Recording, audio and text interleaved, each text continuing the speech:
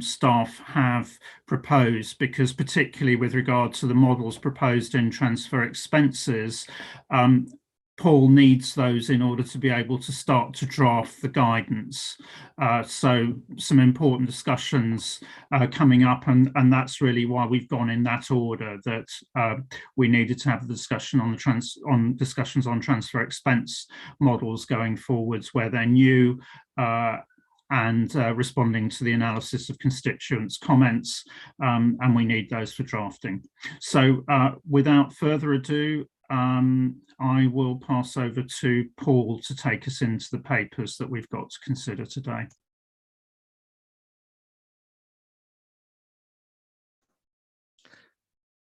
Thanks, Ian. So we're looking at revenue and transfer expenses, and the first item is transfer expenses, as Ian's just explained. So the first paper is just trying to clarify the scope of the project for and looking at particularly at transfer expenses without binding arrangements. Under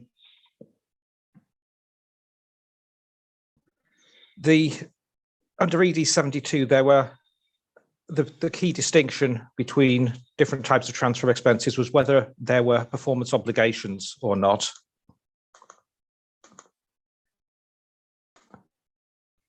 And both accounting models included liabilities. So as transfer expenses from binding arrangements without performance obligations were accounted for using the same model as transfer expenses without binding arrangements. So we had two different types of arrangement for without performance obligations, those where there might be a liability and those where there might not.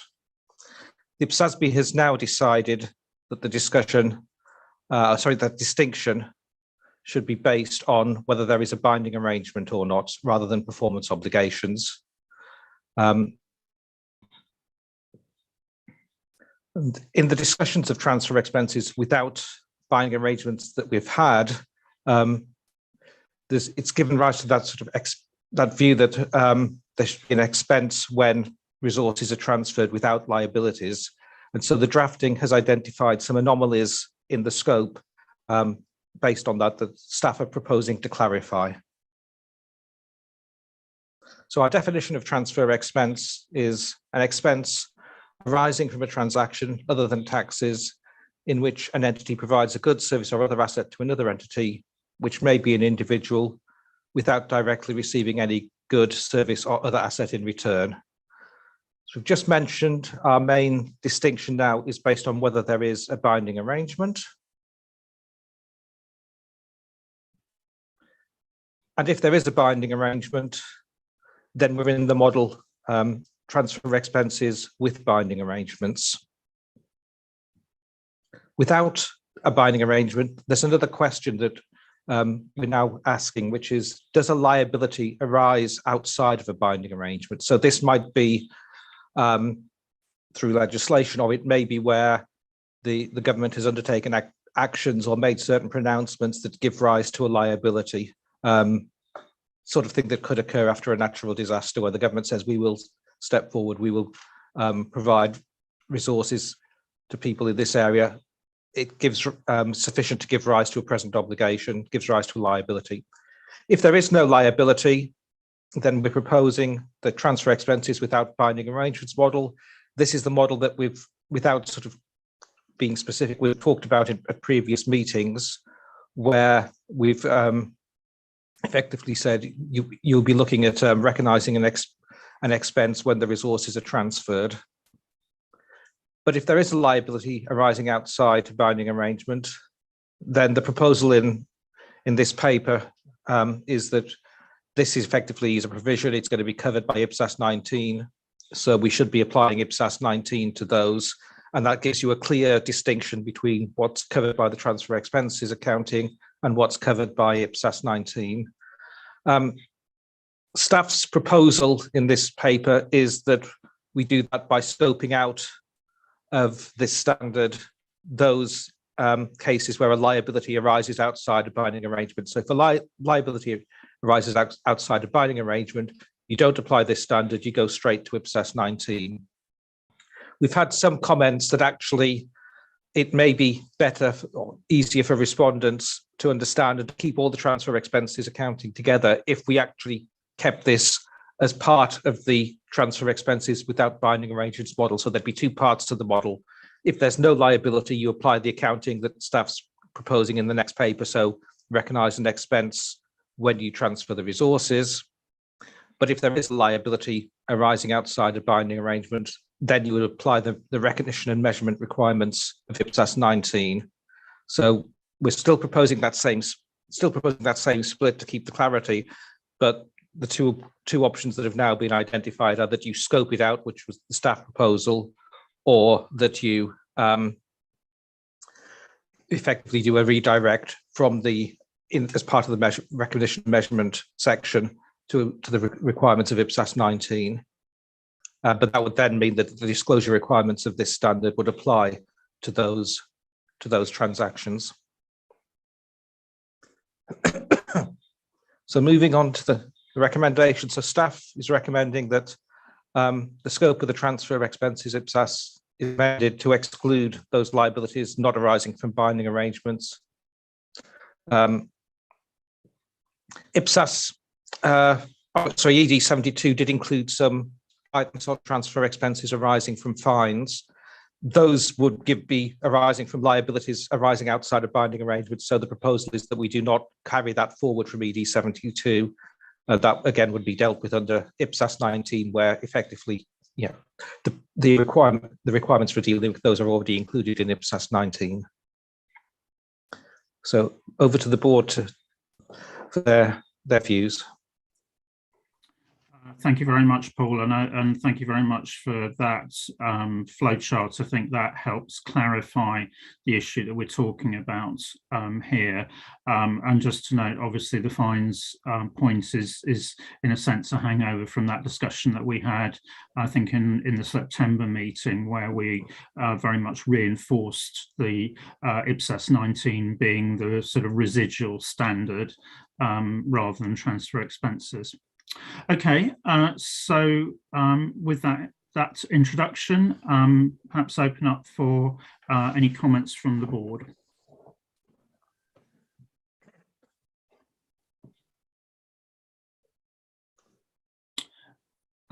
So yes, I think I had Patricia first. Oops, sorry. Oops.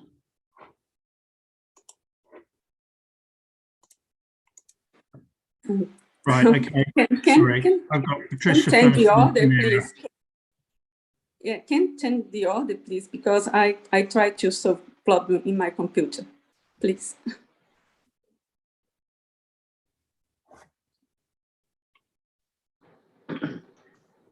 Okay, whilst we're waiting for Patricia, perhaps we can go to Camira, then Chris, then Mark. Thanks, Chair. I have a comment. I'm not convinced about this suggestion in terms of excluding the those that are not those liabilities that arise from that are not from a binding arrangement. Because if we take a look at the public sector and how what we can say that a great majority of the transfer expenses are not arising from a binding arrangement. That is the case of budget allocation, when, I don't know, from central governments, there are transfer of funds to other entities or subsectors. I know that there is something written also in the documents on that, but it's not clear enough if that will be then outside the scope of this project. Also, in the case of subsidies that do not fall into the scope of IPSAS 42 or IPSAS 19, but still are according to the definition of transfer expenses, I think we should not scope that out. Thanks.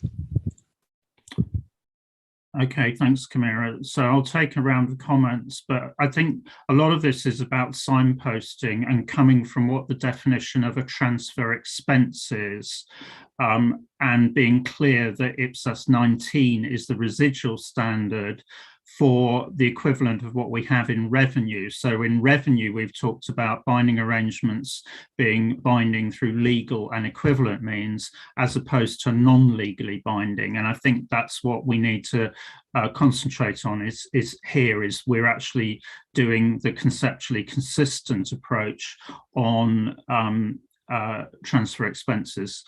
So I'll just carry on round for take a few more comments. So I'll go to Chris, then Mark, then Todd. Thank you, Jan.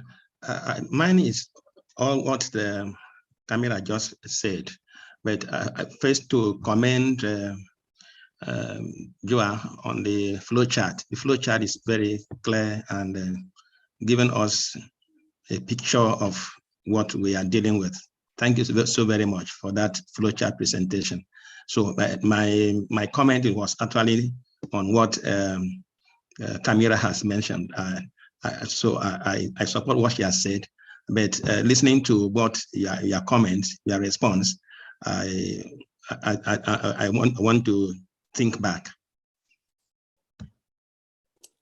Okay, thanks, Chris. So I'll carry on round. Then I had Mark, then Todd. I think it's important not to have a gap for some transactions, and I was fine with the scope is proposed.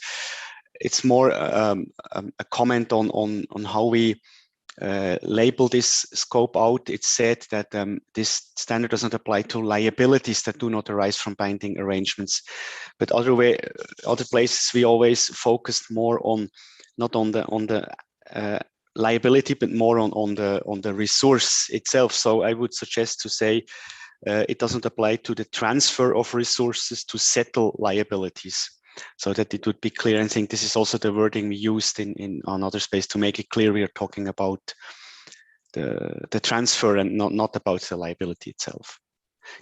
Should we decide to exclude as proposed?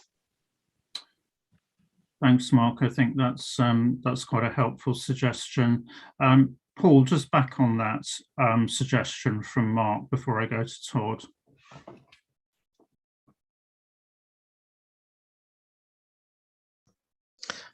Yeah, I think that's a good suggestion. I think that would keep it clearer and better in line with the rest of the drafting. So I'd support Mark's suggestion there. And that's probably also more in line with revenue, I think, as well. Yeah. Yeah. Okay. Thanks for that clarification. So if I can then take another series of comments, and I've got Todd, Lucy, Renee as the next three.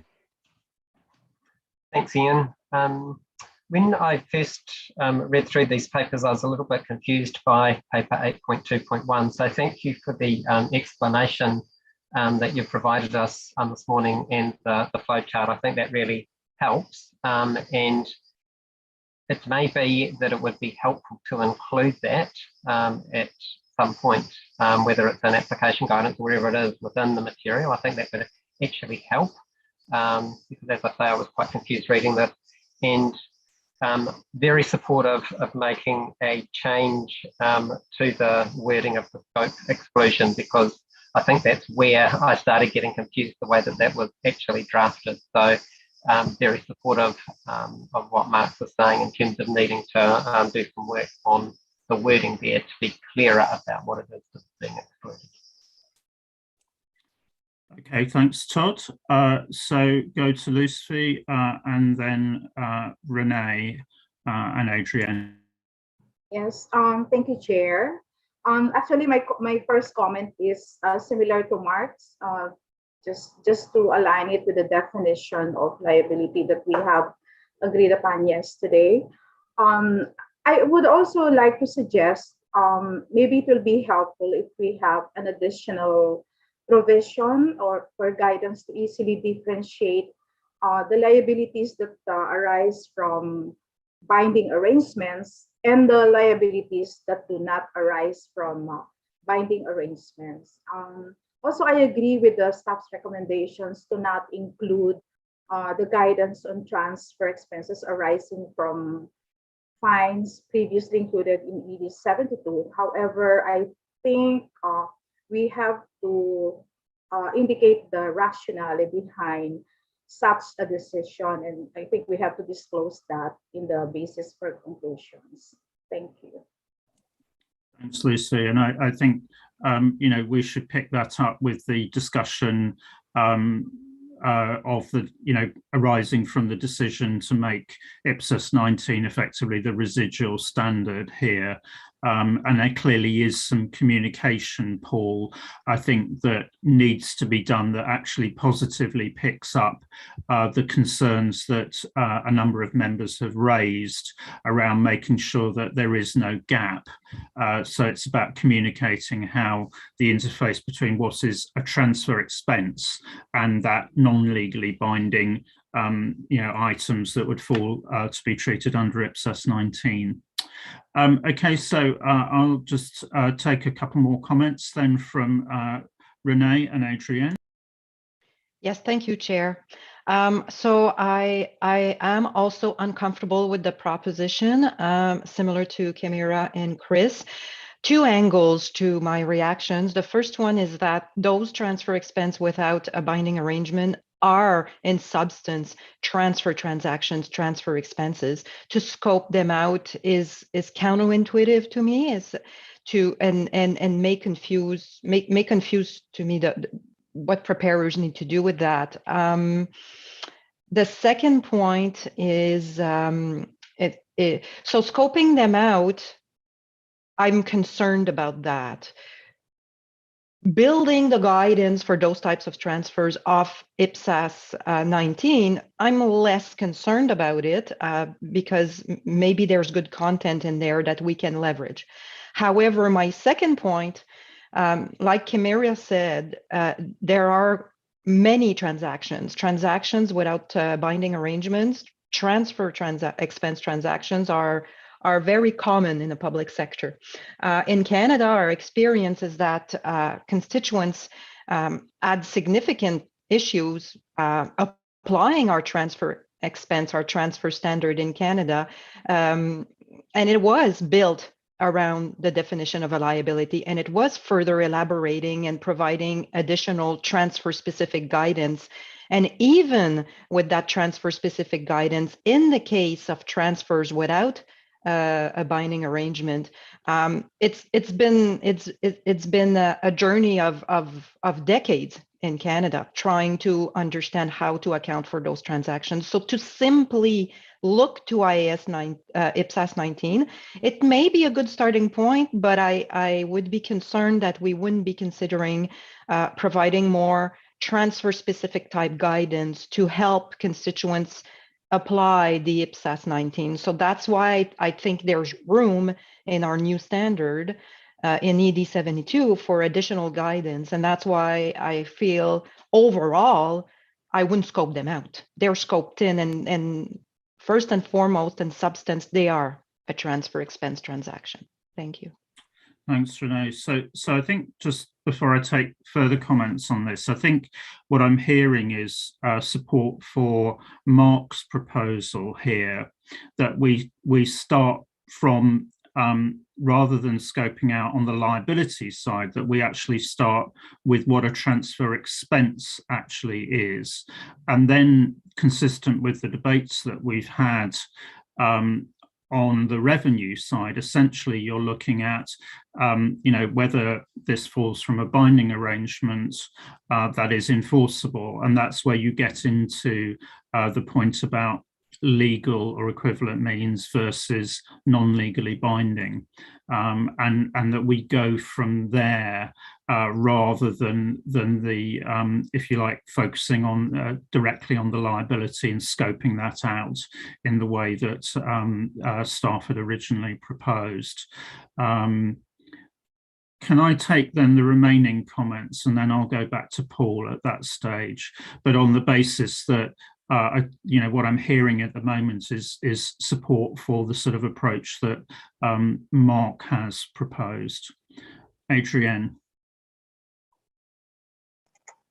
So, like the others, I prefer not to scope them out without having any particular reason, just the sense that it's unintuitive. But my main point is about IPSAS 19 being the residual. Maybe I don't know it as well as the rest of you, but to me, transfer expenses in non-binding arrangements wouldn't always be contingent.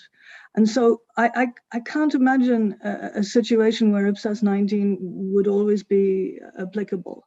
So it seems to me that it couldn't be the residual, because a lot of the transfer expenses that would be scoped out would be going to the wrong place. It's not as if there would be a state of the world where the expenses wouldn't apply, and certainly there wouldn't be any uncertainty about whether they apply or not. That's not the criteria. That's not the distinction that we're making about the type of expenses that would go to IPSAS 19.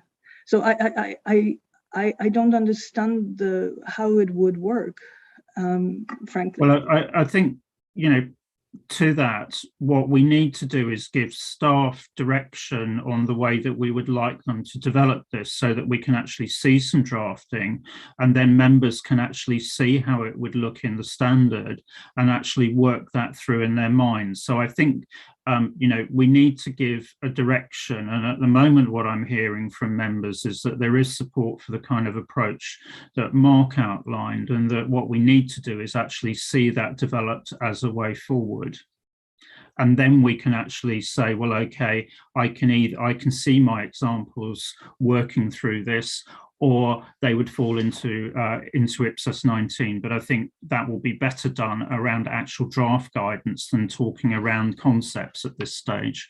But we do need to actually be clear about how we're developing that and the approach that we're taking. Okay, so I'll go to Patricia and then to Lynn. Thank you. I think I not understand the proposal of Mark, but if I understand, it's close of the scope the non-legally bind transfer expense. Is that? Yeah. I think it's of. I think it's the better way is includes requirements in ED 72 about the specific transfer expense and the requirement, and said that in this case the IPSAS 19 shall be sorry, applied. It's my suggestion, because it's better for the preparers understand all transfer expenses and consider in some cases unliability is recognized before the transfer expense, before transfer resource. My suggestion is include the requirements in EG 72 for the non-legally binding transfer expenses. Thank you. Okay, thanks, Patricia. Now, I think we have to be very clear that people need to understand where they go for guidance. And I think, as members have supported the kind of clear explanation that Paul, included in the framework, that in the flowchart, that clearly helps. Now, if it is that guidance, people are to apply guidance in IPSAS 19, what we should not do here is duplicate guidance from IPSAS 19. We just need to be clear about what is covered by this standard as opposed to IPSAS 19. And I think at the moment, what people are struggling with is actually to understand how that will work. And we're going to need to see some drafting on that. What I'm looking for is support from the board to move forward along the lines that Mark has proposed. And yes, I think you're right, Patricia, then people will need to see that, but it needs to be accompanied by clear communication about how this would work in practice. Lynn. So, like other board members, I find myself somewhat confused. I think I pretty much agree with everything Renee said on this. And I'm not sure I can agree to that I do agree with the recommendation, because I don't know what you're intending to do with IPSAS 19 as a consequence. And if the answer is nothing, then I don't think I agree, because I don't think it's as clear as this standard will be everything with binding arrangements and IPSAS 19 will be everything without binding arrangements, because there is a further category of expense, which is an expense where you do get something back in return, and sometimes under a binding arrangement, and sometimes under a binding arrangement, when you do get something back in return, you would still recognise expense and liability under IPSAS 19 when you have a constructive obligation on a binding arrangement where you are getting something back in return. So I think there is a need for, across our literature, to be very clear where the delineations lie, and I don't think it's as straightforward as the flowchart implies. So therefore, I don't support the recommendation. That doesn't mean that I have an answer to it. I think staff need to go away and do more work to clarify where in our literature people will go to in all scenarios of expenses. So in terms of moving this forward, we do need to move this forward because we need to start drafting and people need to see what the guidance would look like. So clearly members have concerns about where certain types of transactions would be treated under which type of guidance. We don't want a gap in our literature. So what I would propose is members need to give Paul a list of the transactions that they are concerned about, where they would land. Then I think we need to give Paul an instruction, which is to move forward on the basis that Mark proposed, which starts off with what is the definition of a transfer expense, not on the liability side, but in the definition of what a transfer expense is, which is already agreed. Then what Paul needs to do is demonstrate how that would work in practice in a conceptually consistent way with what we've already agreed in transfer expenses. And we've had a considerable amount of discussion already on what a binding arrangement is and on what enforceability is in that context. So it needs to be demonstrably consistent with that approach. And then we need to see how that would work in practice based on the examples that members provide. So I don't think we can go at this with an open-ended approach. What we need is members need to say what are the transactions that they are concerned about and they would like to see located in that draft guidance. And then we can see, does the way in which it works with transfer expenses and IPSAS 19 then mean that there is anything else that's required in IPSAS 19, or actually can you just can it just be addressed in IPSAS 19 as it currently exists, or in terms of any amendments that we've already agreed? Because we cannot sit here and have a conceptual debate about this. We need to see how types of transactions, where they will land. Okay, so I'll take a final comment from Renee, and then I'll take a comment from Ross in terms of process.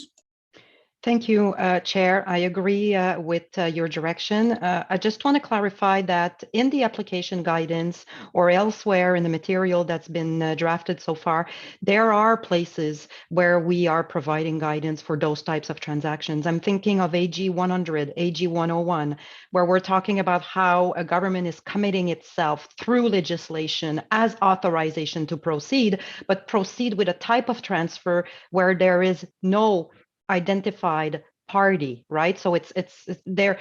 So what I would instruct staff to do is to go back in all of the material that we've produced so far, because I think there are useful bits in there that would help leverage IAS 19 in a transfer expense scenario.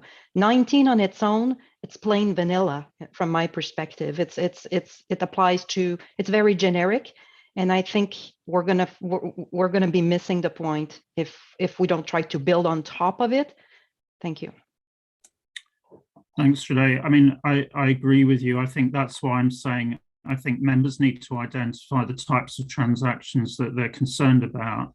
And certainly, as you say, it may well be that we actually dealt with these in ED 72, and I well remember the discussions to which you're alluding, because that is really important. And I think in moving forward, we certainly don't want to lose the good work that we did there. So if that then results in additional application guidance or implementation examples that we want to add to IPSAS 19, that would certainly be fine. And I think that would address the concerns that Lynn had, that maybe it's too generic at the moment. But I do think that we need to be able to move forward with a proposal rather than just spinning the wheels on this, because we have already had a lot of debates on the revenue side, which we need to apply consistently on this side, and then we can see how that works in practice. And also we can think about the communications, because I think, you know, what a number of you have stressed is the fact that we need to be clear for people about where they look for guidance. But above all, this will go back into what the definition of a transfer expense is, as opposed to other things. And people do, you know, we need to bear that in mind, they need to bear that in mind, and we need appropriate application guidance that explains that in the standard. And that may well mean that some things fall into IPSAS 19 in future, which is fine as long as we're clear about that and we give the relevant examples. Okay. So I think with that, we move forward on to the second item.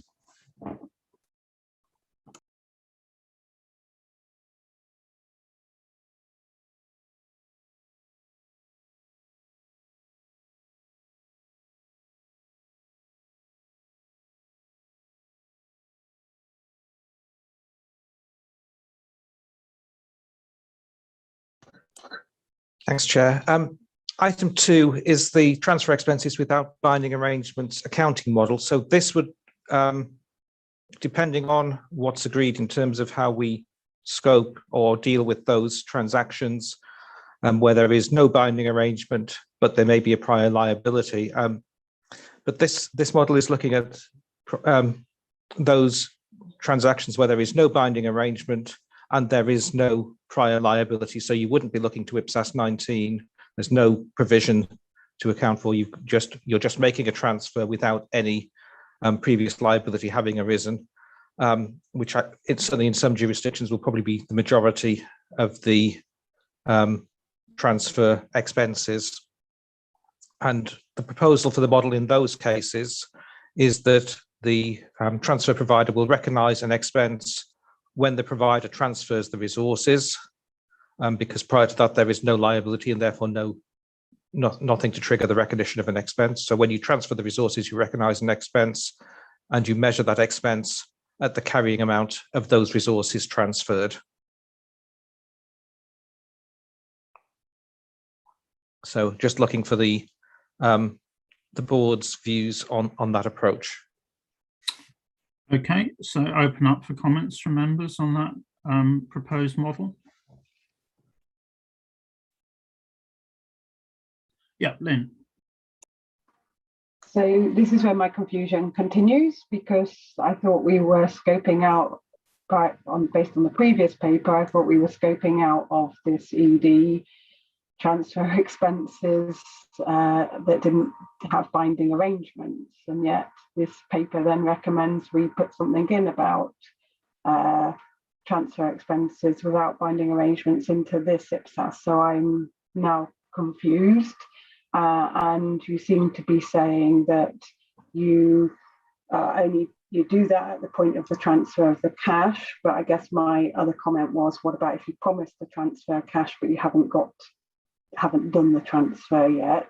And I think from what you were just saying in the presentation, you're putting me back into IPSAS 19. So I think my confusion is still about scope here, and what's in what standard. And so Paul, can you take us back into the flow chart that you proposed? Now, Lynn, just to say, at the moment, we entirely accept that there is a piece of work that needs to be done, which shows where the delineation is between what Paul is talking about here and IPSAS 19. But if we can go with that there will be some transactions under the transfer expense standard that do not have a binding arrangement. Can we look at that model, please, and see if that works? So, Paul, if you can just go back to that flowchart that you introduced, and then we'll check that that clarifies it for Lynn, at least in terms of where we are located. Yeah. So we're looking at the cases where there is no binding arrangement. If there is a binding arrangement, we've got the model that we're going to look at in a later paper. And in terms of those cases where you have promised to deliver goods, that may be part of a binding arrangement, in which case it will be covered in that later paper.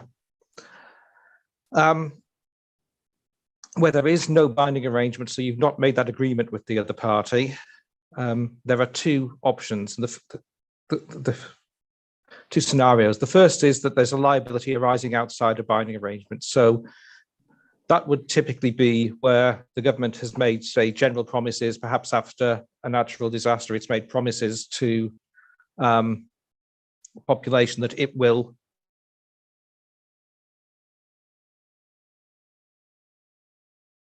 schemes to compensate people and that will it will transfer resources to the population to transfer on that basis.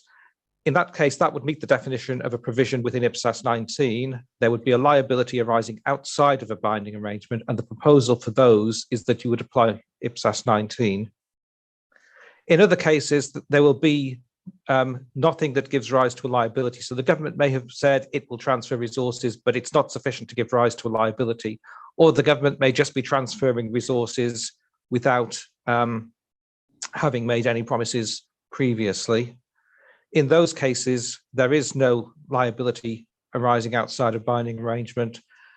So there is nothing that you would recognize prior to the transfer of resources. So if you have no liability, then you have no expense. You only have the expense at that point when you transfer the resources.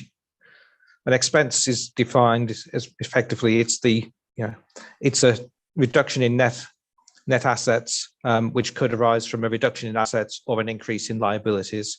So if you don't have a liability, the only way you're going to have an expense is by a reduction in assets, which is when you transfer the resources.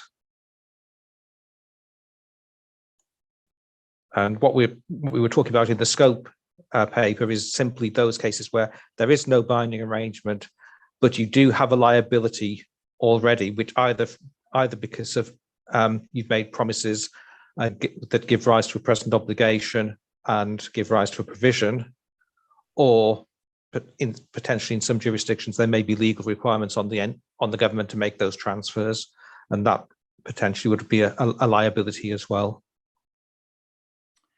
Okay, thank you, Paul. So, I mean, just focusing on that slide, there are three buckets that we're talking about here. However, the divider between the buckets actually works. What we're trying to focus on is that middle bucket where there is no binding arrangement. You're not in IPSAS 19, however we make that divide, and that's the first discussion that we've had. Are we okay with that model that Paul is proposing, that because we need to develop that, basically? And I recognise people will want to see the drafting, but we need strategic direction. So, Lynn, does that help you that there is something that we would need to deal with in this standard? I can accept there can be occasions where you do not have a liability until you transfer cash. And in those occasions, when you transfer the cash, you recognise the expenditure. I can accept as a principled position that can happen for some transactions. Until I see the divide of what's where, I can't say that it's absolutely appropriate to put that guidance in this standard versus a potentially revised IPSAS 19 standard. I can't say where it's appropriate to go on that in a way that, until I see it across the suite of literature, I want to ensure that we're not confusing our constituents in any way, shape or form in terms of the transactions and where they're going to find guidance on Okay, thanks. So conceptually, yes, you can see that, but that's contingent on seeing that piece of work that we asked for earlier. Okay, so I'm going to go next to Mark, then Camira, then Renee. Just make use of my last possibility to make inputs as a member. Now I have a question. The measurement is that the proposal is that you would measure the expense at the carrying amount of the resources transferred. And when looking at other thing, I mean, in case of cash, I think it is obviously always the fair value, and there is not a problem. But what happens if these assets are not non-cash assets? And then when I look how it is dealt with in donations and goods in kinds in HE 54, we see that these are measured at their transaction price being its fair value. And my question is, what is the rationale for this time not going the same route? I would say it's now if you transfer like a property plant equipment, something, why not? It wouldn't be the same. You should have to reevaluate first, use the fair value, because this is actually what you give away and not what's your carrying amount. Thanks, Mark. So you're entirely right to point out that consistency. Paul.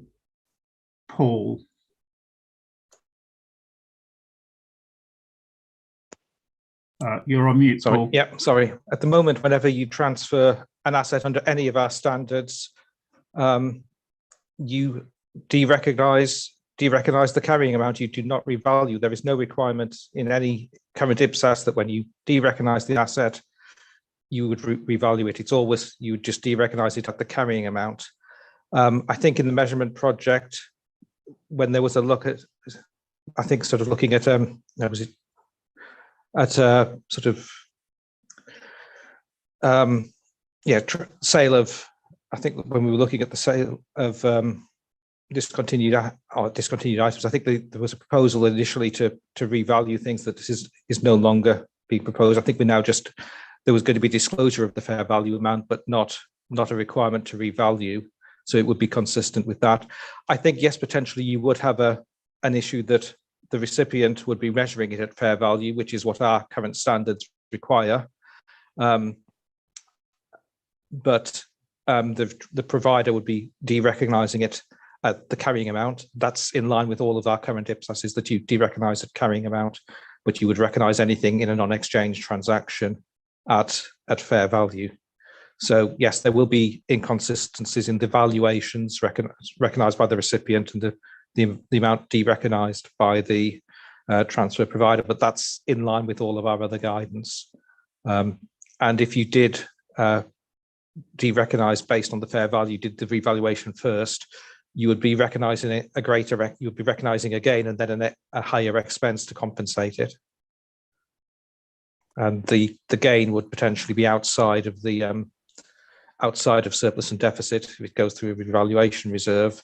So you would potentially be increasing your expenses simply because you've revalued the asset. So I think, Mark, I mean, that was quite a complicated explanation, but I think basically, as you don't have an asset going forwards, you need to basically write it off, and that's the way that you basically take the value, and that writing that off becomes the expense, if that's okay. But I think we need to make that clear, and that consistency with our existing literature needs to be made clear, Paul, in the basis for conclusions. And we may need something in application guidance as well, or something like that. So if you can take that away as an instruction as to how do we communicate this best? Well, basically it's about how do we communicate this best, what's required by way of guidance on this. So I've got Camira, then Renee. Thanks, Chair. I only have a concern with the measurement, the recognition moment. So the proposition says that it should be recognized at the date at which the transfer provider ceases to control the resources. So I can understand that in cases in which there is non-cash as a non-financial asset, there is no need to have something previous. But in the case of cash transfers, I'm afraid that this is too, I cannot see the accrual moment. And from the practical perspective, an entity, in order to be able to make a payment, there needs to be a previous moment. Even from the budget perspective, there is an accrual moment, and the supporting document might be a request for payment or another type of document, an authorization that allows them to register this account payable in their accounts before registering the cash, the payment itself. So I'm missing this moment. I think we should leave it a bit more open, because there are many situations, and we should not, because otherwise it would be like full cash and not at all accrual. So we should be a bit more open in this sense. Thanks.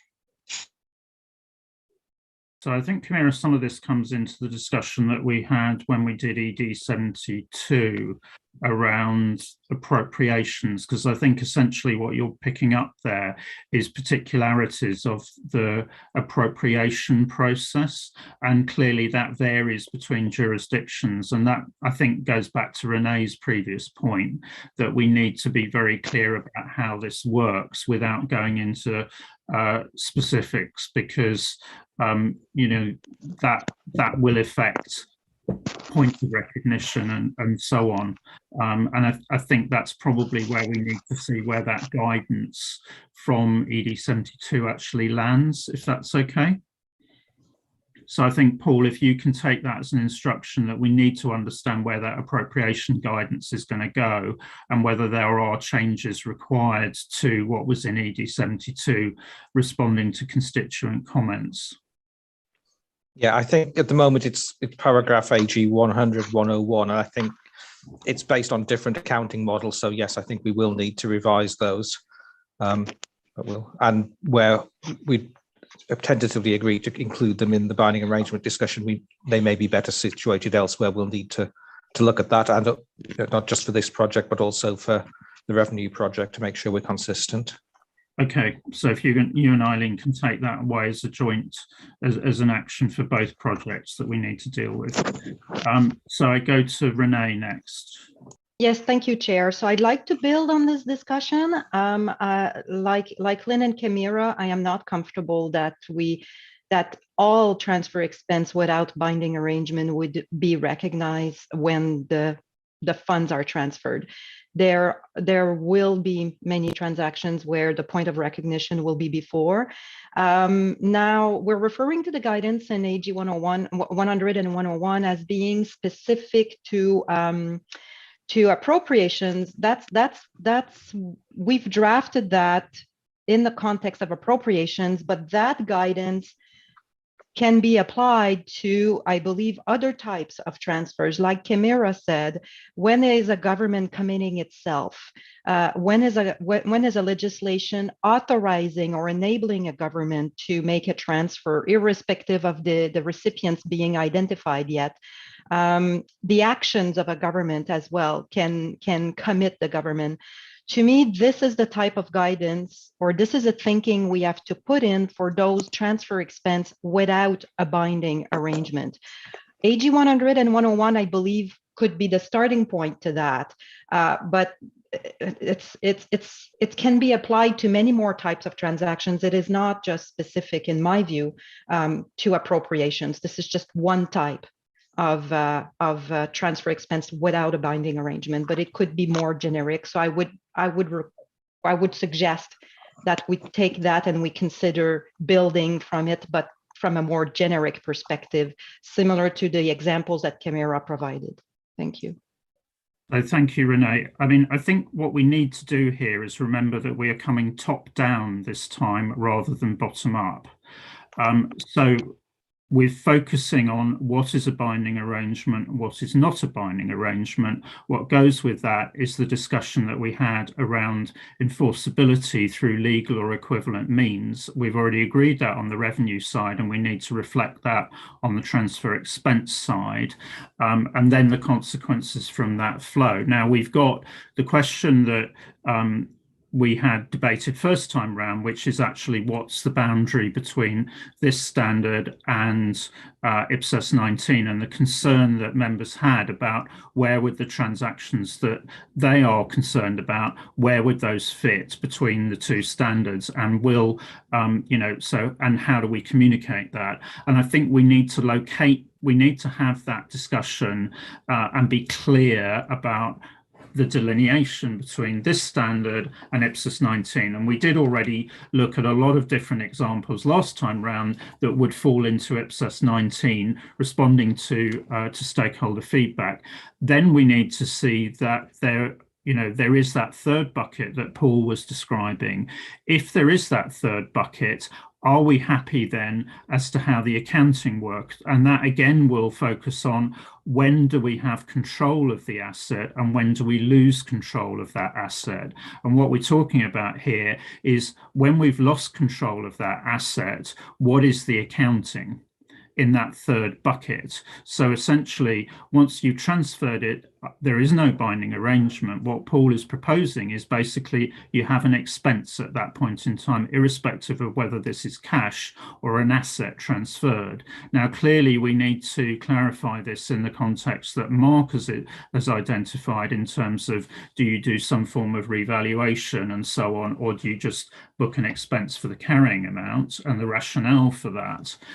But I think we need to be very clear that we're coming top down rather than bottom up, and coming bottom up was what caused us a problem with ED 72. So I'm not saying we don't, we need to make sure we understand where the guidance is going to apply.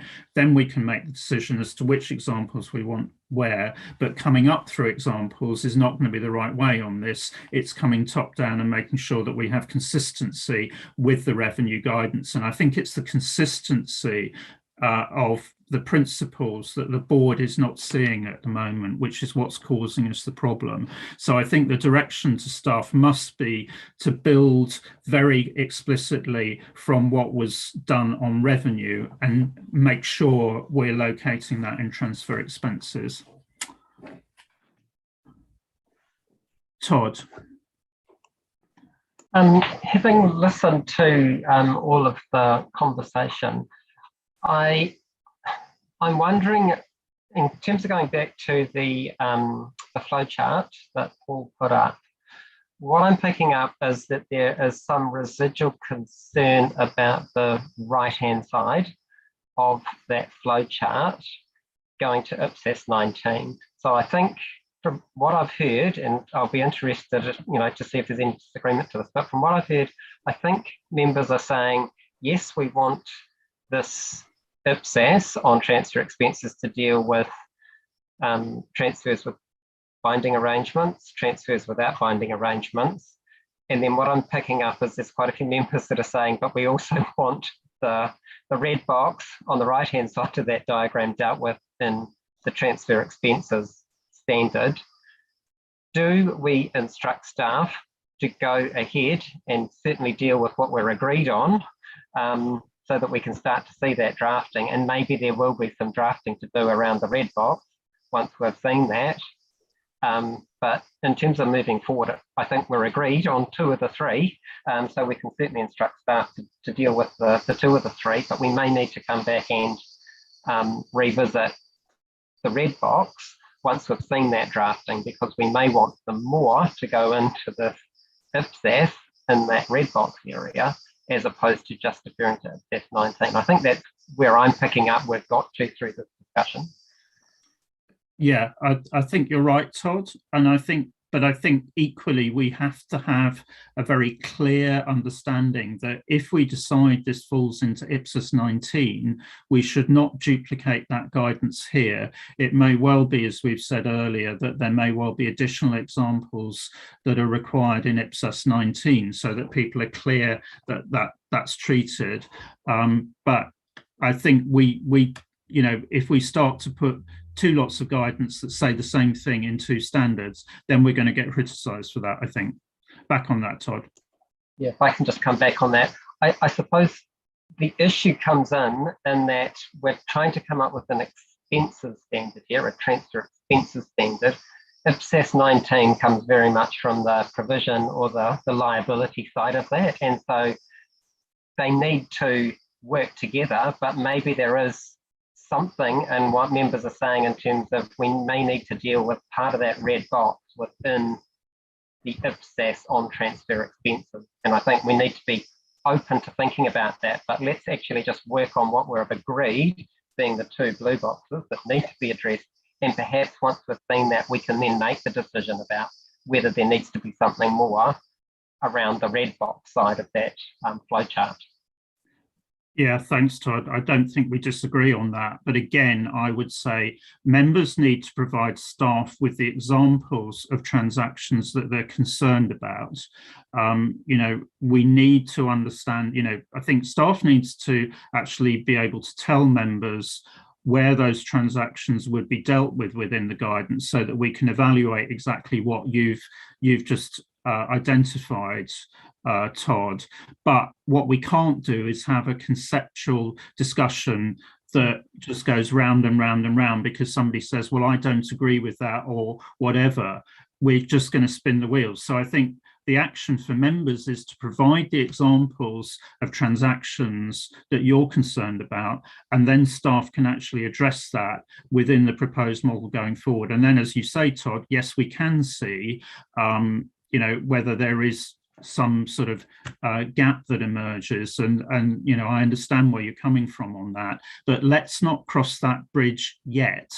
Let's just understand, let's see the drafting based on the way forward that Mark proposed in the previous example, and then let's determine how we deal with this particular area based on questions around those examples. But I think staff need that in advance of the board session to be able to give us firm recommendations for next time round. Bernard, and then Lynn. Thanks, Ian. I just wanted to build on Todd's point, and also on your point on this is much more top-down than it is bottom-up. What I'm a bit concerned with is actually if we follow that route that, you know, we all start collecting transactions or types of transactions where we feel we would want to have guidance on the right-hand side of the box. And like Todd alluded, I mean, I think we did a very good job in actually building the models, you know, for the binding arrangement. And I'm a bit concerned of devaluing that now if we want to regulate everything else as well. I think if we come from the public interest perspective, and what we are trying to do here is actually that we feel that there is a lack of accountability in transfer arrangements where there is a binding arrangement and there is specific performance obligations. And I think this is what we wanted to fix. So I am much more kind of inclined to say, well, let's really focus on that, you know, people who apply the standards can identify their binding arrangements and not change their accounting, because they will have accounting in place for all types of transfer arrangements they are currently having, right? So kind of re-engineer it a bit and say, well, this is new, this is the element we want to introduce. And of course, there will be, you know, connections to all the other practices, but let's not just confuse ourselves on what actually our intention was once we started the project.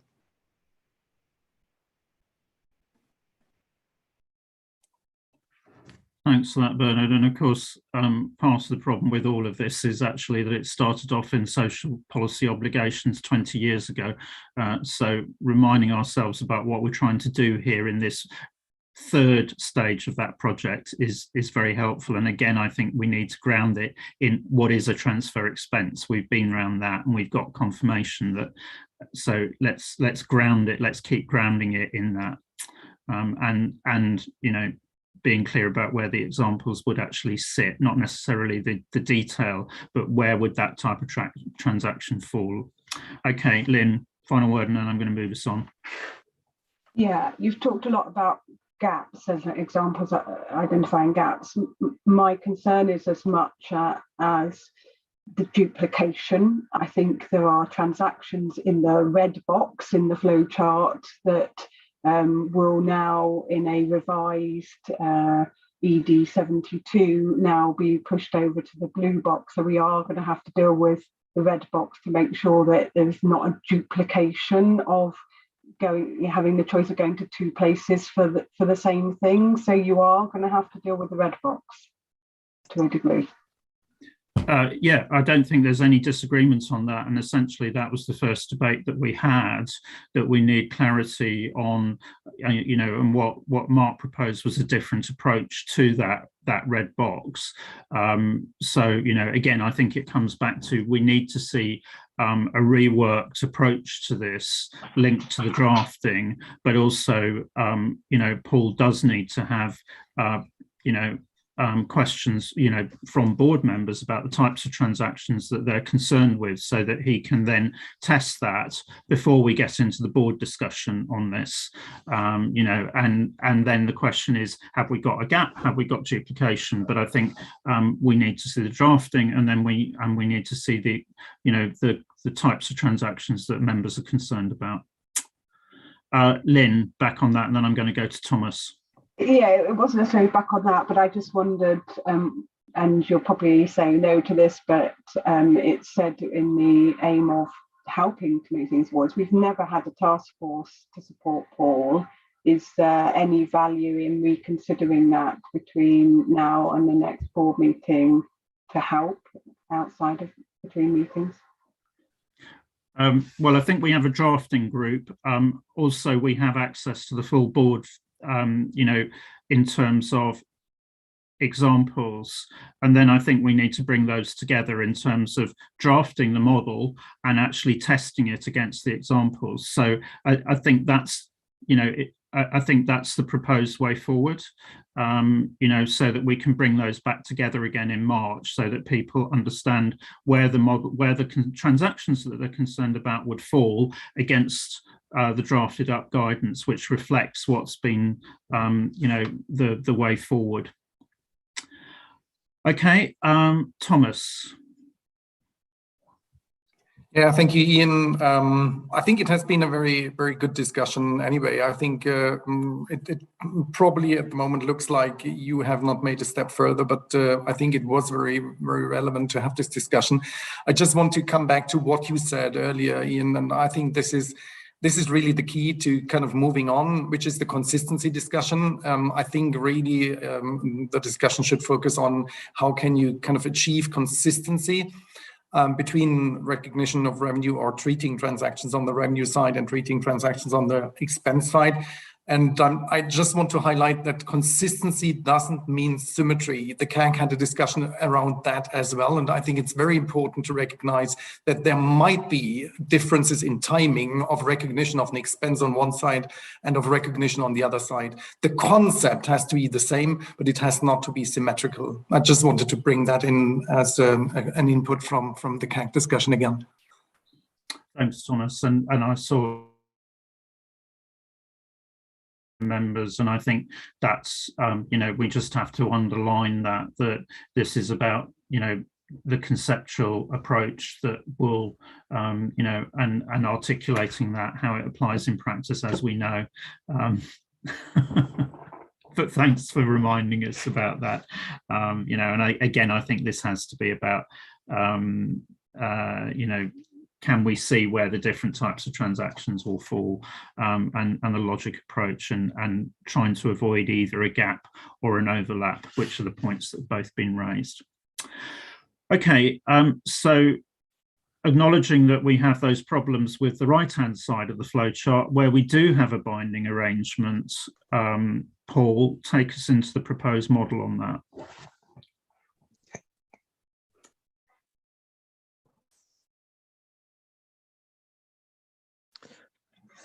So for the model for the transfer of expenses where there are binding arrangements, this is based on board's previous discussions, and that is the primary distinction is based on binding arrangements.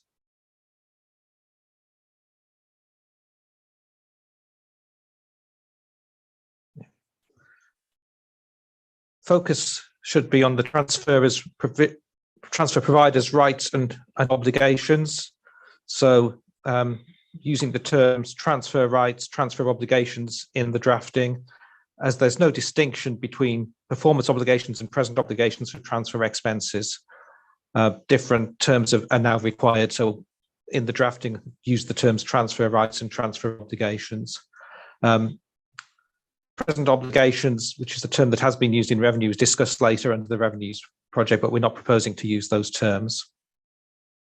So there's no asset or liability recognised prior to one party to the arrangement starting to fulfil its obligations. That's a decision the board has previously made. So you then, once one party does start to recognise it, there are two approaches. First of all, when the transfer provider transfers resources prior to the transfer recipient fulfilling its obligations, then the provider de-recognises the resources transferred, recognises an asset for the right to have the transfer recipient fulfill its obligations. Transfer provider de-recognises that right to have the transfer recipient fulfill its obligations and recognises an expense as it loses control of that right, which will be as the transfer recipient fulfills its obligations, so as transfer rights are satisfied. And then the second scenario is where the transfer recipient fulfills its obligations prior to the transfer provider transferring any resources. So the transfer rights are fulfilled up front, transfer provider recognises a liability and an expense, and then that liability is extinguished as the transfer provider transfers the promised resources. The next question then is about what are the transfer rights? What's the unit of measure effectively? Sorry, Paul, can I just stop you at that point? I'd just like to check that members understand that proposed model. Let's leave aside the question of terminology that you're proposing there, but I just want to check that everybody is on the same page in terms of the overall approach that you're proposing.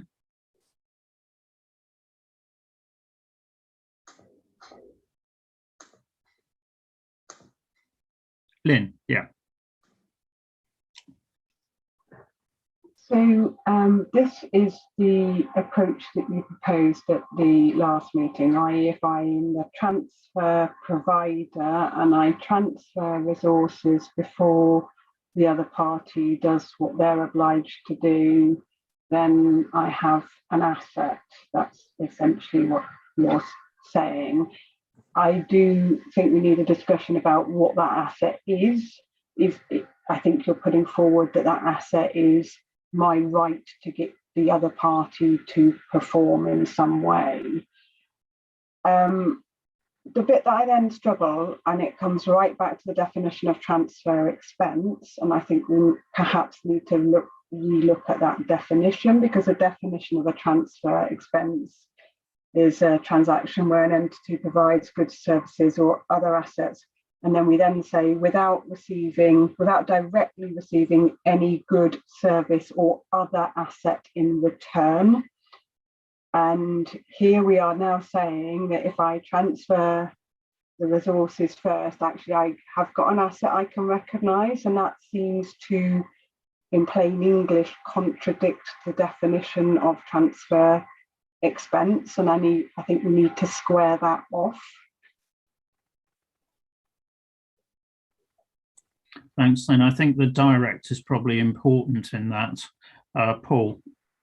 Yeah, we had guidance in ED 72 effectively saying this asset you may receive is effectively just a prepayment asset.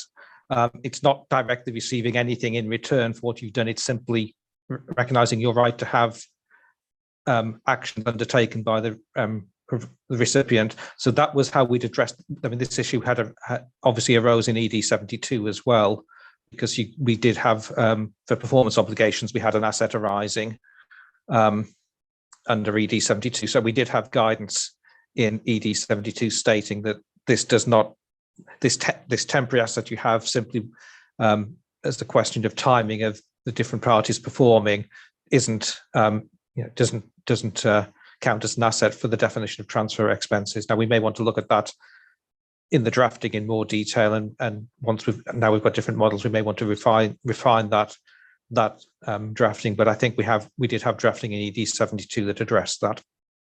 Sorry, before I go back to Paul, to Lynn, Paul, can I just check my understanding? Because I think in ED 72, the type of agreement that we were dealing with was services to third parties. Am I right? And I think that's where the directly point came in. Yeah, it would be. Yeah, I mean, we were talking about transfer expenses with performance obligations. Performance obligations are the transfer of goods or services to third parties in terms of how it applies to ED 72. So there was a transfer of goods or services to third parties. Under the current proposals, we're extending that to include additional activities where there's no transfer to third parties, but equally there's no transfer to the transfer provider from the recipient either. It's that the recipient may use the funds for its own purposes, for building its own assets or undertaking certain activities. So again, yeah, there's no transfer. We may want to sort of so we may want to look at exactly how we've done the phrasing, but yeah, it was transfer of goods. There was transfer of goods and services to third parties was covered in ED 72. So I think what's going to be required is to see that explanation in plain English, and that's probably going to need to be through application guidance to actually square that circle, to make sure that there is that the definition as drafted and that we previously agreed is consistent with this. Lynn, back to you, based on that proposal and that explanation.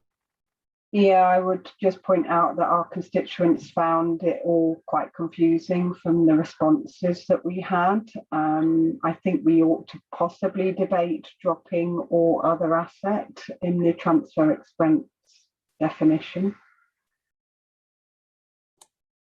Okay, can we hold that point, Lynn, until we've got I think Paul does need to address the consistency and articulate the consistency point, which would be, which would be, I think, application guidance and basis for conclusions. And then let's test that specific point once we've seen that. That's okay. So we log that question for now, but we need to see that before we come back on that question.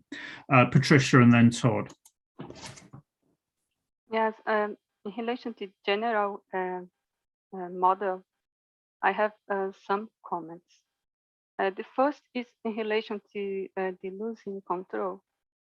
I think it's connected with the question of Lynn, because when in the first, when the transfer provider fulfills its obligation before,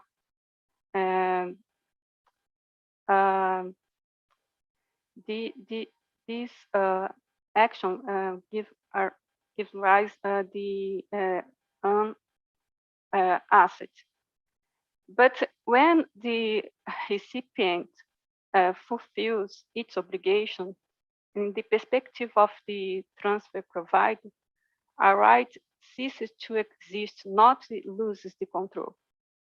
Because, for example, recipient shall to render service for citizens.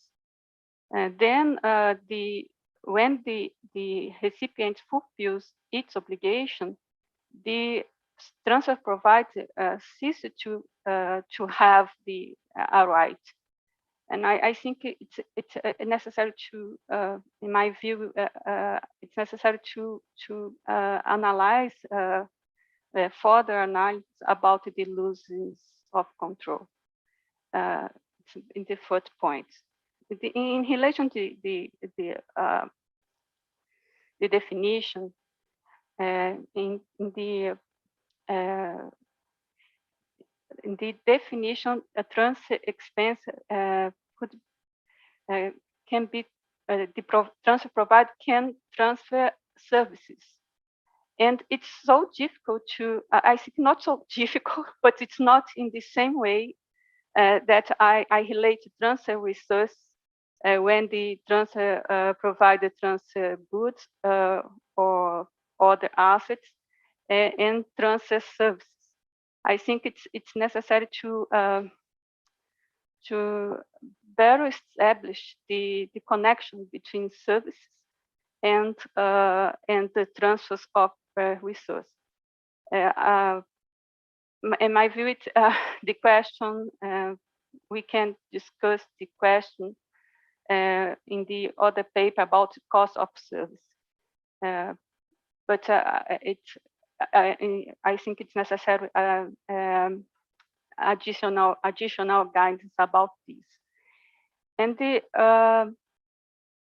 other point I hear in the general model, I think in this case it's necessary to approach the unit of accounting. The unit of account is important in the context of. We're going to come on to unit of account in a moment, Patricia.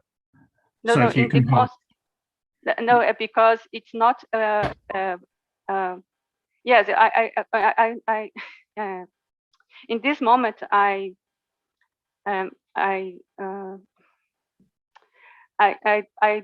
wouldn't like to discuss the unit of account, but only say that unit of account, the discussion about unit of account is important in the context of transfer expenses too. Okay. It's only what I say. Thanks. Yeah. Paul, can you just respond briefly to Patricia's points?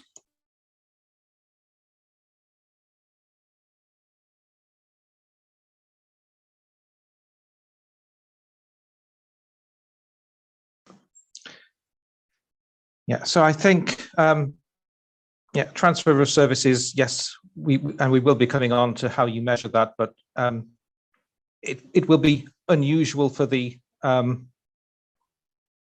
transfer provider to be transferring services to transfer recipient, where that transfer recipient is then undertaking certain activities. But you may deliver government may deliver services to a transfer recipient where that transfer recipient is the ultimate recipient.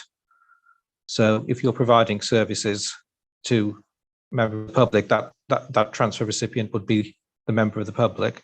So there will be cases when government is delivering services at no cost that don't fall within other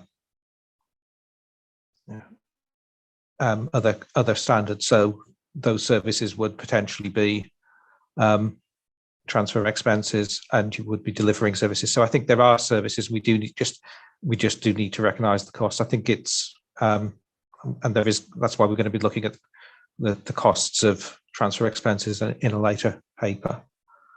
In terms of the right and the asset, well, I think that, yeah, we will have to, we can look at the wording, that's the drafting for that. But yeah, what we're saying is when if you transfer the goods in advance of the recipient performing, then you have a right to have that performance undertaken. That right gives rise to an asset which is recognized in the statement of financial position. So yes, you are talking about the right being extinguished when that performance is undertaken, but that will also mean you've lost control of the asset, because you can know that asset is the right to enforce activities. Once you lose that right, you lose control of the asset, so you de-recognize it when the transfer recipient performs. So we can look at the wording to see whether we should be talking about loss of control of the asset or extinguishment of the right, but effectively they're both talking about the same point. Okay, thanks, Paul. So over to you, Todd. Yeah, thanks, Ian, and thanks to Lynn and Patricia for the issues they raised. I think they are good things to be trying to bottom out here. I think when I was looking at this conceptually, I think it does work, but it really does depend on our understanding of a binding arrangement from a transfer provider's perspective. And I think, you know, we've talked in the past about, you know, enforceability, but to be enforceable, there needs to be good level of specificity. There needs to be that ability to monitor and understand how you are getting delivery, so you still have that level of control to get what you need out of the arrangement and those sorts of things. And I think, to my mind, we need to make sure that we are very clear on those sorts of points, because certainly from the jurisdiction that I work in, I think these types of arrangements are going to be in the minority, the ones with the binding arrangements, that, and all of those components that you need to be able to justify recognising the asset and, you know, releasing it to expense as you are getting those things delivered, that you essentially have some control on, even though you may have paid across cash upfront or other resources upfront. Thanks, Todd. And I think that point in terms of, you know, this may well be a minority of transactions is probably important. And, you know, essentially, if you don't have those arrangements in place to demonstrate control, then you will have an expense, I think. And we need to kind of concentrate on that top level point, you know, that top level concept. Okay, Lindy. Thank you. I have been around. I've just had connection problems, so I switched my camera off. So I agree with the comments that have been raised, and I was also just wondering, and maybe it's a bit too far ahead at this stage, but I think when it comes to the basis for conclusions, I think it is important to have the conceptual argument as Paul you've outlined, but I think we also need to put forward why we believe this is important from a public interest point of view. Because if I have a contract where I'm paying for goods and services that I'm going to receive and consume, it's not as complicated as this. And I think we have to then also have that argument why we've developed this model for certain transactions or binding arrangements, and why we've developed this. And I think there is the conceptual argument, but I think it's more about accountability and the public interest, because I think in a lot of where we have these type of arrangements, majority of the time payments are made up front, and we don't want to lose that. So I think it is important for that also to come through, because I think when we've discussed it here, people are saying, but why is this more difficult for purchase of stationery or toilet paper? And I think that's, you know, that we need to make quite strong as well on our basis for conclusions. Thank you. Thanks, Lindy. And I think that goes to Bernard's point as well, actually, about what is the question we're trying to address here, and as you say, located in that overall PFM landscape. Lynn, final comment, then I'm going to move us on. Yeah, and you might say we'll move on to this, but I just wanted to build on Todd's point, really. When I read this paper, the implication was that this was almost the majority of transactions, and yet to my mind, there will be many cases where you simply won't know, or will have no real firm intention to find out if the recipient has fulfilled their obligations. And so I would argue in that case, you never have an asset, you never have the asset that is the right. And I know we're going to come on to it. I don't think it's an impairment issue. I think you never have the asset in that right. It's never an asset in the first place, because you've got no intent. You will never meet the criteria for recognition. So I think you're right in terms of, you know, again, this probably comes back to the same issue that we had on revenue, which is how do we actually approach this in terms of the guidance. Certainly we need to communicate that sense, and actually if we approach this in the same way as revenue, with addressing transactions without binding arrangements first in the guidance, such that then that starts to move this category into more the residual, that's going to help with that communication point. Lynn? I think it's more than just a communication point here, because you might have the binding arrangement, but you still might not meet the asset recognition criteria once you transfer to the cash. You still might not meet the asset recognition criteria in terms of this right that we're talking about, where you've transferred the cash first. So I don't think it's about, oh, therefore I'm talking about an arrangement without a binding arrangement. I am talking about transactions within binding arrangements where you transfer the cash, but you don't meet the asset recognition criteria around the right.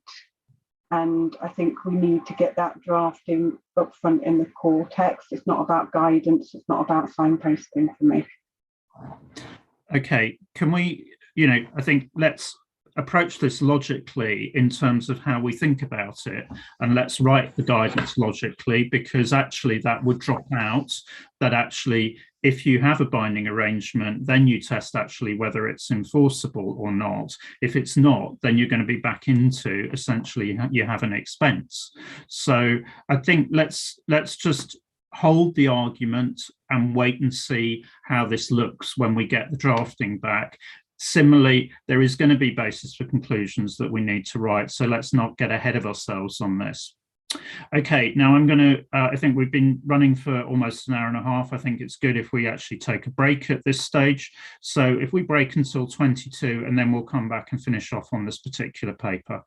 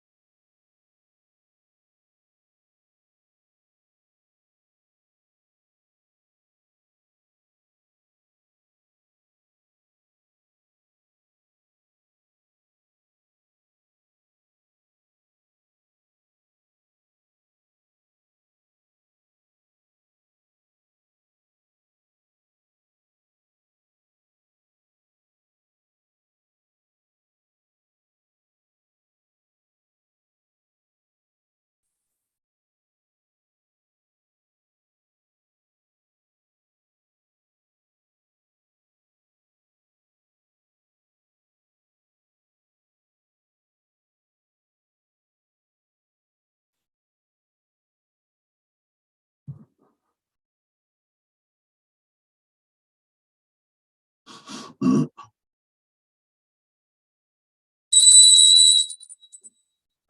minute.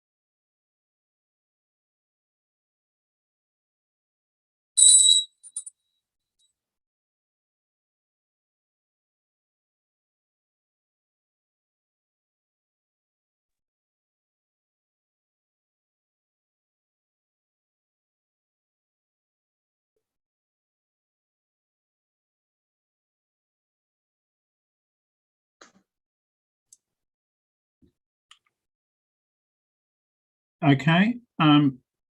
Thanks very much for coming back promptly, everyone. So, Paul, can you just do the remainder of the presentation on this item? And I think, we hear the concerns that members have expressed already in the discussion. So, I think if you can just focus us on anything else that you want to discuss that hasn't already emerged. So the next issue is what it was looking, we talked about, you would recognise an expense when a transfer right is extinguished, looking at what would that transfer right be. So under a binding arrangement, the transfer provider will have obligations to make payments. The recipient will have obligations to either transfer goods and services to third parties or to undertake other activities. And if there's a one-for-one link there, so one obligation to pay, one obligation to act, then the transfer right is easy to identify. It will be that obligation to pay linked to it. Second scenario, you have multiple obligations to pay, but only one obligation to act. And this could be where you have staged payments. So there's one obligation on the transfer recipient to undertake activities, but you'll make staged payments throughout that process. And again, in that case, it's straightforward because your transfer right will match the recipient's obligation. Where it becomes more difficult to work out what the transfer right is where you have one obligation to make payment, but there are multiple obligations on the transfer recipient. And this will come down to the information available. So the transfer right may be a single transfer right, or it may be multiple transfer rights. If you have enough information, you may be able to have transfer rights matching the recipient's obligations. If you don't, then there may only be that single transfer right. That will come down to what sort of information you have. So if we move on to the next slide, what we're saying here is the principles are consistent with the revenue IPSAS, but recognition and measurement may be different when the information available to the transfer provider is different to that available to the recipient. So if you have all the information about when the transfer recipient is performing, how they're performing, that would enable you to have separate transfer rights for each of the recipient's obligations. And that's how you would, those would be your units of measure. That is how you would recognize and measure your expenses. If you don't have that information, you're only getting general information back, then you may have to measure based on the performance obligation or based on the binding arrangement as a whole, because that's going to be the only information you have. Now, if you're part of the same group, you would expect the transfer provider and recipient to have the same information to do that sharing, and you'd probably need that for consolidation purposes anyhow. So you'd expect there to be that transfer of information. If you're not part of the same group, then go back, Eileen. If you're not part of the same group, then that availability of information will depend on the binding arrangement, the relationship between the transfer provider and the recipient. And if there isn't that exchange of information, if you don't have it, then you might have that the fact you have different information for the provider and different information for the recipient could mean different recognition and measurement different recognition and measurement at those points. It's the point that Thomas made earlier. You can have symmetrical principles. You can have consistent principles, but different recognition and measurement because it depends on the information availability. If you've got good binding arrangement, you should have the information, but if the binding arrangement is weak, then you may not have that, as the information may not be as good, and you may be having to recognize it at a higher level. So again, there's that public interest, the public financial management aspect to this as well. So that's the unit of account that we're looking at. Moving on to the other issues that are being considered in this section: combinations of binding arrangements and modifications of binding arrangements, essentially drawing that material mainly from ED 72. We're looking at the loss of control of the asset or impairment where you're not able to monitor, and that's covered in the next agenda item. Measuring progress towards complete fulfillment of the transfer right. So effectively, this is your ability to monitor how you need to do the monitoring. And the proposal was to bring this discussion back to the March 2022 meeting. Now, we may have to look at the timing of that depending on how much work we need to do on some of the issues that have come out of this meeting first. But the intention is to bring that to a future meeting. And then there are some issues around measuring consideration for the transaction as a whole. So variable consideration, non-cash consideration, and discounting. So the recommendation was that the IPSASB include this proposed accounting model for transfer expenses with binding arrangements in the transfer expenses IPSAS. So just looking for that approval to include the model, but also any comments on the model, any further developments that are required. Thanks, Paul. So I think we've had a lot of points made already, and I think you've got the concerns of members around, various aspects of this. The view that we're looking at a minority of transactions here. We need to be clear about how it works for those and what happens if a transaction fails at any of the points. Any other points anybody wants to make on that additional material that Paul's presented? I think it very much just expands on that comment that Thomas made earlier.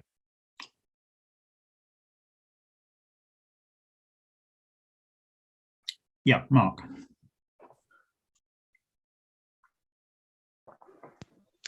I just have a drafting comment on the proposed guidance, which is on page 4. Would you mind passing that offline, Mark? Okay. That's okay. I just want to take, unless there's a principle that you want to allude to at the moment. Sorry, I should have said that up front. Paul has provided some initial drafting. So if members do have comments on that, please do pass that straight through to him, so that he can take that on board as we move through into the next stage. Any other comments? So I think we clearly, do have concerns about how this will work in practice. I think if we can give Paul at the moment the go ahead to start drafting on the basis, but then start to pick up the concerns that members have expressed during this discussion. And bring any additional papers that you need for March to clarify based on that. Okay, so then move us on to the fourth paper, Paul. Okay.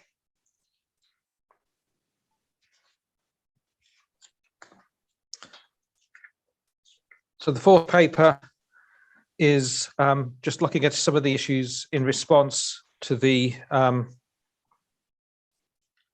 drafted some issues to drafting in response to IPSASB instructions.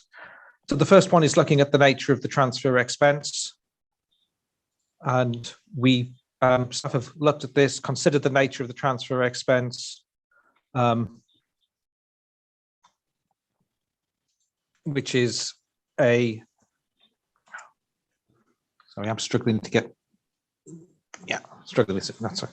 So it's a transfer resources the nature of the transfer, it's a transfer of resources without directly receiving anything in return. We see this as an ongoing activity of government, which is consistent with other IPSAS, and we don't, on that basis, no loss should be recognised at the inception of the binding arrangement. This is it's a non-exchange transaction. We're not looking at onerous contract accounting here. So the fact there is no loss recognised at the inception of a binding arrangement where you're entering into arrangement to effectively give goods away for not goods or cash away for no return. The board's already considered that in previous standards such as IPSAS 11 and agreed that there is no loss recognised at the inception of the binding arrangement. So that was that drafting has been reflected in this in the drafting. Second issue was the question of impairment.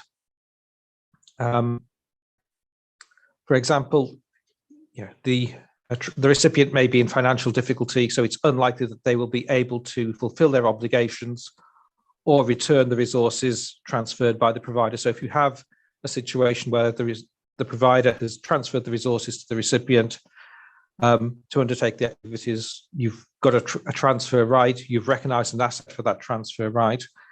If the recipient is then unable to fulfill those obligations or to return the cash that you transferred, then that asset would be impaired, and we're proposing that you would carry out an impairment in accordance with IPSAS 26.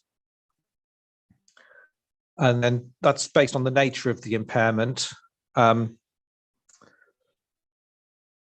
We looked at whether this would be what the nature of the asset is. It doesn't meet the definition of a financial asset because there's no right to receive there's no right to receive cash, there's no right to receive another financial asset. It's a right to have the transfer recipient perform their obligation. So there's no right to receive cash. It's not a financial asset. So we're not applying IPSAS 41, we're applying IPSAS 21, which is impairment of non-cash generating assets. Moving on to the next slide. This was just looking at the cost of transfer expenses. So there may be some cases where you have where you're providing goods to transfer recipient, particularly if the transfer recipient is the ultimate recipient, and the cost of self-produced goods transferred would be derecognized. That would include overheads, but in building up those goods, you would have effectively applied IPSAS 12 for inventory. So we're directly referring to IPSAS 12 there for those costs. For services, we're proposing guidance similar to the guidance included in IPSAS 12. And that's because IPSAS 12 does not apply to services which are provided in non-exchange transactions. Now, that's because the board at the time had not decided whether it was appropriate to apply IPSAS 12. It's not looked at that since. So it specifically says there's no guidance on how you, whether IPSAS 12 should apply to services, provided it at no or nominal cost. And obviously, there may be cases where you're providing services at heavily subsidized prices, which would be covered by that, but that's not a transfer expense because you are receiving something back. So rather than try and amend IPSAS 12 and deal with transactions that are not transfer expenses, we're just proposing to bring in guidance based on IPSAS 12. For non-recoverable tax, so this is where the transfer recipient has incurred something like VAT, which they're not able to recover. We're providing guidance that says, well, that's not a tax for the transfer provider. It's simply part of the cost that the transfer provider incurs in reimbursing the transfer recipient. And then the question raised by a number of respondents was about administrative overhead. So effectively, whether the schemes they operate in, they will invite bids for funding, they will have a process in place to assess the bids and to award grant funding based on those bids. Is that part of the transfer expense? And there's proposing guidance that says, well, that bidding process is not directly contributing to the transfer of resources. It's effectively, it's a researching where to transfer the resources, but it's not directly associated with the transfer of resources itself. So they're not treated as transfer expenses, and you would account for them as any other expense.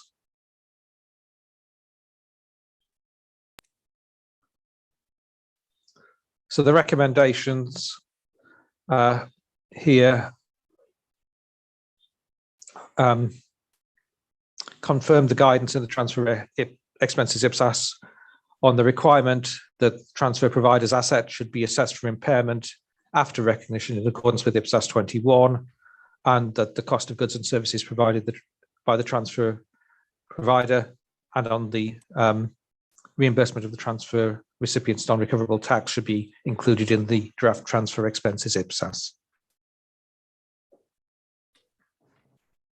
Thanks, Paul. So I'm going to take comments on those issues in reverse order. So can I get any comments on the drafting on the cost of goods and services first?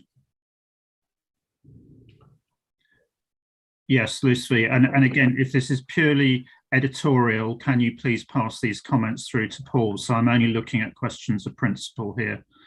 Okay, Lucy. Yes.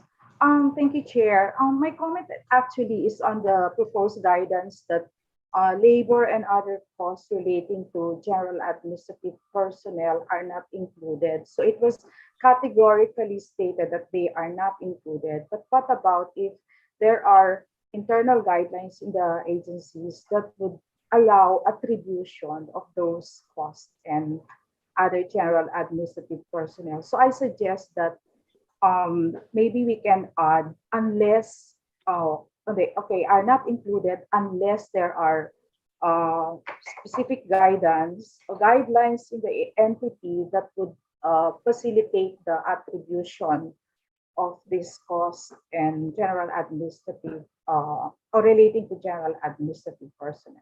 Thank you. Thanks, Lucy. Paul, back on that, that seems a reasonable suggestion, and I'm sure we can pick that up from elsewhere. Just note that when we're looking at what counts as a cost for any other assets, so inventories, property, plant and equipment, anything else, it specifically excludes general administration.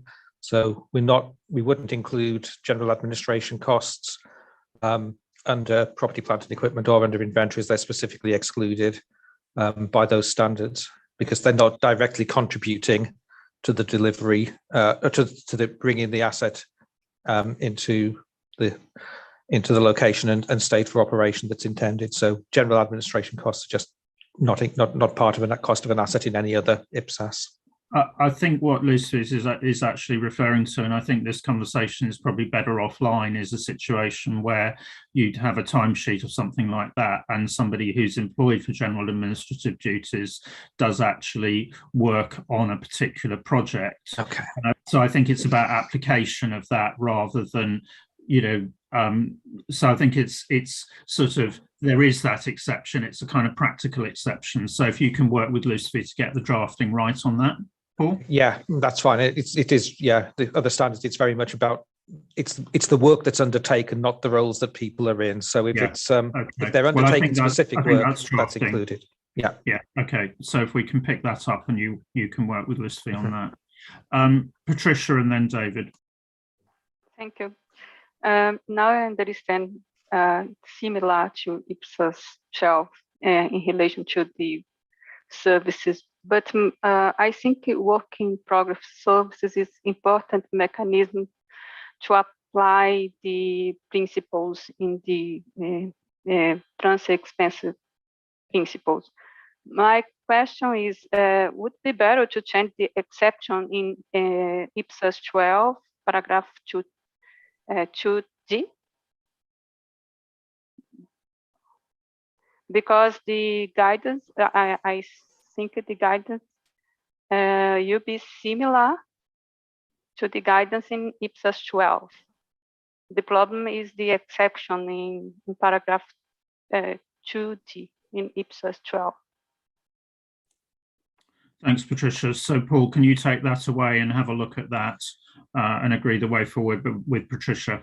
Yeah, I mean, I think there's a simple question of, that could certainly be done. It would make the drafting easier, but it would also apply to transactions that are not transfer expenses. So, for example, if you provide services that are heavily discounted. Paul, we're tight for time, so can you please take that one offline with Patricia? David. Thank you, Ian. I mean, my question is perhaps a little bit more fundamental than that. In that is, if you're talking about a transfer expense from a transfer provider to a transfer recipient, what is it that you are transferring? Now, you might transfer an asset or you might transfer services. So I think the little bit there on the self-produced goods is fine. Or you're transferring cash. And you're transferring cash on an agreement, whether it's binding or not, between you and the recipient. And either you agree with what the recipient is asking for, or you don't. So I'm quite honestly confused as to what this particular bit is trying to achieve in the overall concept of what a transfer provider transfers to a transfer recipient.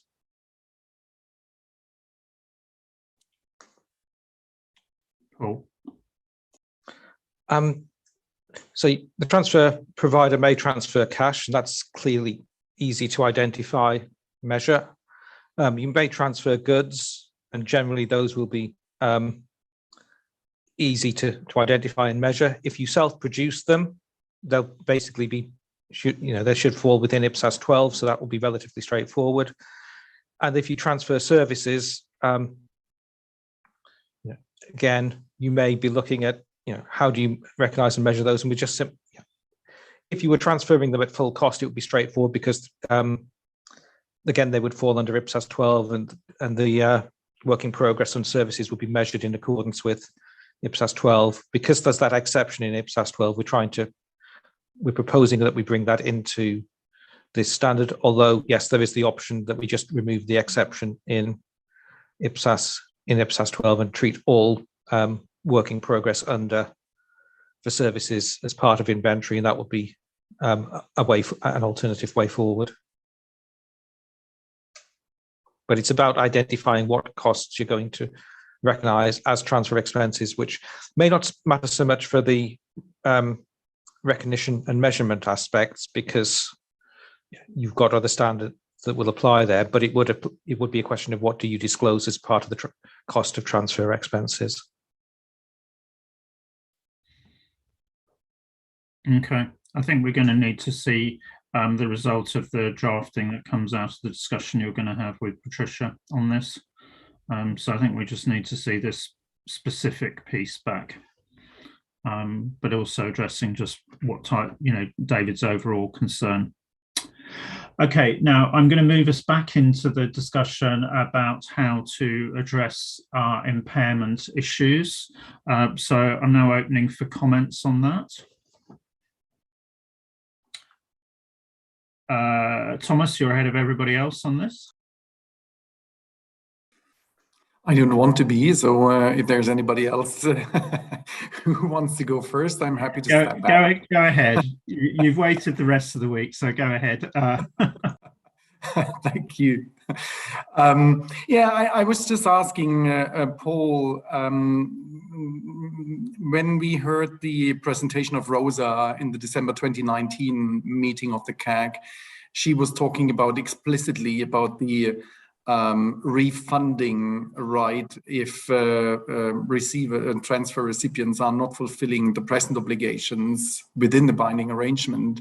So I'm just trying to understand how Rosa's example for the European Commission would fit into your proposal that IPSAS 21 would be the right impairment standard to apply. I probably would guess that the asset can change the character and can turn into a financial asset. So just try to understand how you would deal with the Rosa's example. Okay. Yeah, I think initially when you're looking at impairment, you're looking at the fact that you have a right to have the or have the goods or services transferred or the activities undertaken. And that's where you would perform the initial assessment of impairment. And if there is no indications of impairment, then you would continue to carry that right forward. I think if there is a default by the recipient, they don't comply with the terms, so they're not going to do the transfers, then at that point you've got enforcement actions that you can take. And if those enforcement actions then give rise to a right to refund, which in many cases they will, and certainly under the standard terms for the European Union contracts they would, at that point it would become a financial asset, and you would then apply IPSAS 41 in measuring any impairment of that. But initially, you would be looking at the fact that until there is a default, you don't have that right to refund. You only have that right to refund in the case of a default by the recipient. So prior to that point, you've effectively got an intangible asset which you would assess under IPSAS 21. And then okay. Thanks. There's a little bit of communication around that, right?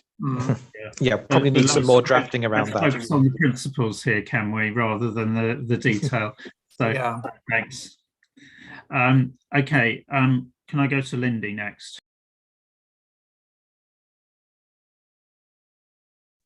Thank you. And I guess just linked to that, we might need to look at whether we need to include indicators in IPSAS 21.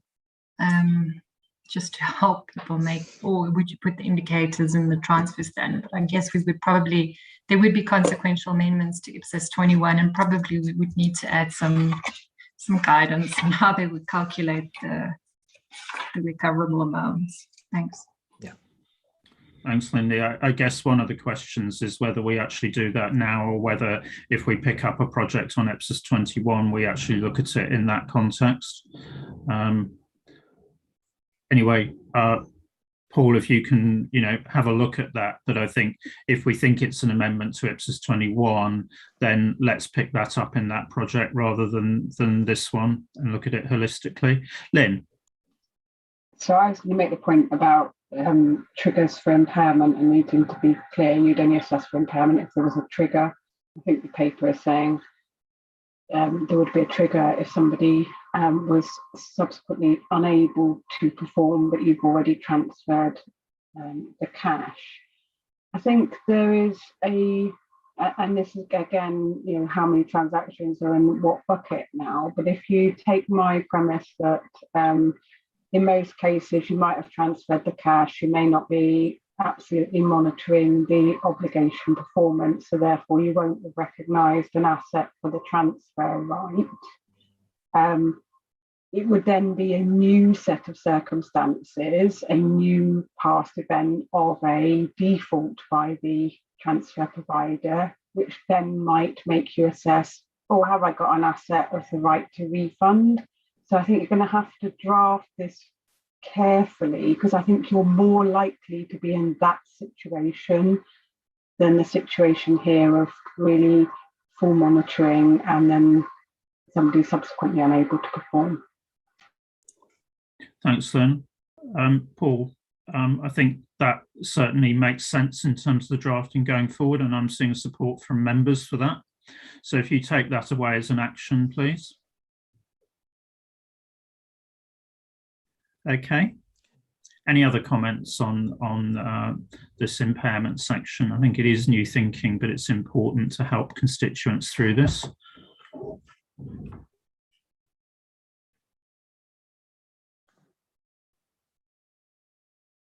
No, okay. I'm not seeing any other flags raised on this. Okay. So Paul, I think that's it on transfer expenses, isn't it? My feeling is we do need to have some discussions on at least the first couple of papers on revenue. but I think we're probably tired after a few intense days. So my proposal would be that we hold the first two revenue papers over till first thing Tuesday. Eileen, recognise you've been sitting on tenterhooks waiting for this, but I'm feeling that at this point in time, we might be better off actually having those revenue discussions on Tuesday. Yeah, no problem. Happy to have a fresh start on Tuesday, and thanks everyone for your time and flexibility. Okay, thanks for that. Ross, before I close the board session for today, anything else from the sort of scheduling administration side at all? Maybe just a couple of quick points before we turn. So just to remind everybody that there are the two circulations coming today, the retirement benefit plans and the BCs from leases. As John noted, there's the wording circulated yesterday. Thanks to those members who've come back and confirmed other views so far. We have had a number of members come back and confirm they're comfortable with the wording. We have had a few send through edited drafting edits. And we just want to be clear at this point, we've kind of wordsmithed this to death. So our plan is not to redeliberate any drafting any further because it's been quite difficult to get to a compromise on this. So, and we've got a majority of members already saying they're comfortable with what was circulated. So unless there's substantive points, we don't intend to have a drafting discussion on the definition next week. I just wanted to make that clear because we are getting a few comments that are purely, I think, editorial. And I don't think at this point it's helpful to get into more editing. We've gone around this several times. So I did want to make that point today before we get into it, because I just think that's important, given the number of members who have said they're happy with what was sent around. So maybe just to note that in advance of what we'll discuss next week.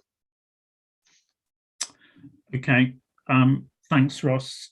So then in terms of next week, I think we would move into the revenue session first. I think I'll talk to staff, but I think we may limit the discussion to the first couple of papers on revenue, so 5.5, sorry, 8.5 and 0.6.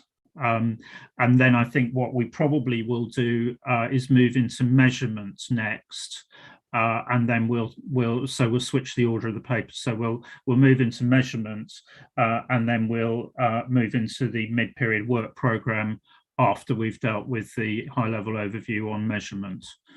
So apologies for that rescheduling, but hope that's clear in terms of how we'll approach things on Tuesday. Yes, I'm right, Tuesday the 14th. So I think with that, I'm going to wrap up today's session. I think, I think certainly to thank staff for the papers they produced this week. I think we've had some very good discussions. We've moved all the projects forward. Clearly we have got some difficult issues on the table, and I think certainly transfer expenses, where we're responding to a lot of comments from members and trying to get that conceptually consistent guidance with revenue. That's definitely in the very tricky area, but I think it's been very useful what's come out of the discussions today. I think with that, what I'm going to do is close the public session for today. Leah, just in terms of